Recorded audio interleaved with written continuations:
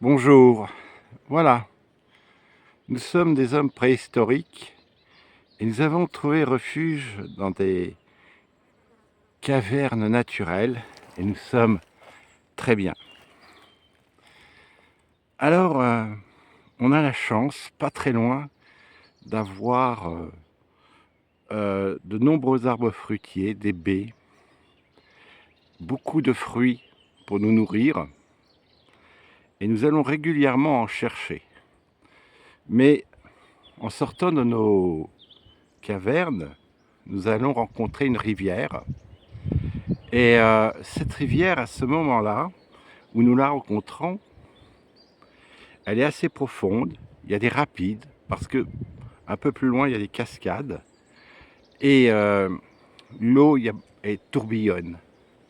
Il y a des rochers qui émergent, mais l'eau passant par-dessus, ça glisse. Beaucoup d'entre nous ont glissé. Certains ont perdu la vie. Et ce qui est dommage, c'est qu'une fois que nous franchissons cette rivière juste à cet endroit qui est en face de nous, juste en face de nos cavernes, c'est là que se trouve le plus grand nombre de fruits, de baies diverses avec lesquelles nous nous nourrissons. Alors, c'est difficile à passer à ce moment-là, parce que c'est dangereux, et puis nous en ramenons le plus possible. Nous essayons d'en ramener beaucoup à travers des grandes feuilles dans lesquelles on les met, on les attache, ces feuilles, avec des petites aiguilles de pin. Et souvent, si ce n'est pas l'un d'entre nous qui tombe, on perd notre récolte. Alors, il a fallu trouver une solution. Et cette solution, elle a un nom. Elle s'appelle l'adaptation. Nous avons découvert qu'en longeant cette rivière, 200 mètres plus bas, l'eau est extrêmement calme. Elle est moins profonde.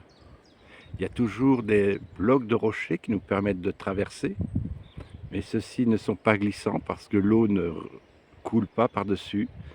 Ils sont bien immergés et nous les traversons sans problème, sans difficulté, sans risque. Et nous remontons de l'autre côté de la rivière, 200 mètres, pour aller cueillir nos fruits avec lesquels nous allons faire un superbe festin.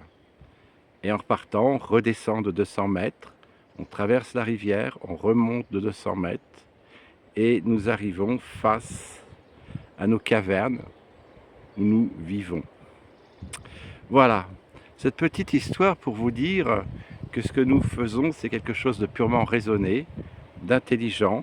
C'est une solution que nous avons trouvée. C'est une forme d'adaptation. Et ce mot adaptation, il est important pour nous. Parce que ce que nous faisons, même si ça nous prend beaucoup plus de temps, c'est beaucoup plus difficile, ça nous apporte une grande sécurité, du confort. Et ainsi, nous ne risquons pas nos vies, ou d'être blessés, ou de perdre notre récolte. Et cette petite histoire pour vous dire qu'en fait, on avait déjà fait ça une fois. Nous étions face à... Avant que nous vivions ici, on vivait dans un autre lieu, on avait des abris sous les arbres, et en face de nous, un grand marais que l'on avait l'habitude de traverser, et où nous cueillions diverses plantes, diverses racines, qui nous apportaient de bons aliments. Et puis un jour, il y a eu beaucoup de pluie, et des crocodiles sont venus. Alors nous avons, pareil, dans un premier temps, cherché à cueillir toujours les différentes plantes avec lesquelles nous nourrissons. Mais il a fallu aussi les contourner, ce marais, et nous adapter aux situations. Il faut toujours nous adapter aux situations. Et même si cette adaptation, elle nous est coûteuse en temps, en trajet, nous permet d'éviter des difficultés, d'éviter des dangers. Alors cette petite histoire pour vous dire qu'en fait, l'évitement, ça n'existe pas. L'évitement, c'est de l'adaptation et une adaptation intelligente et raisonnée. c'est la meilleure solution face à un problème. Voilà. Donc, moi, aujourd'hui, en 2023, je ne suis plus un homme préhistorique et parfois, je change mon trajet, je change d'itinéraire. Il est plus long, peut-être plus coûteux en temps, mais bien moins dangereux. Je n'évite pas, je n'évite rien.